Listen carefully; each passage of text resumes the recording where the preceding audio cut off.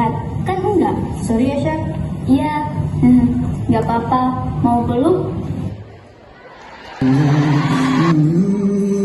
Manusia kuat, itu kita jiwa yang kuat.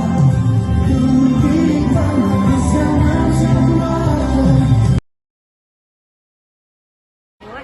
Jelas menunjukkan bagaimana pentingnya pola pikir mental health atau kesehatan mental kepada siswa-siswa, kepada halayak ramai masyarakat umum, bagaimana seorang diperlukan untuk menjadikan mental ini ya, untuk mencegah perundungan, bullying dan di sini kita mengetahui bahwa bagaimana sesuatu yang jelas nampaknya ini harus dilakukan bukan hanya kepada siswa, tapi juga kepada orang-orang yang hanya membutuhkan cinta dan kasih dari orang tuanya, dari segala bentuk bidang yang diperoleh.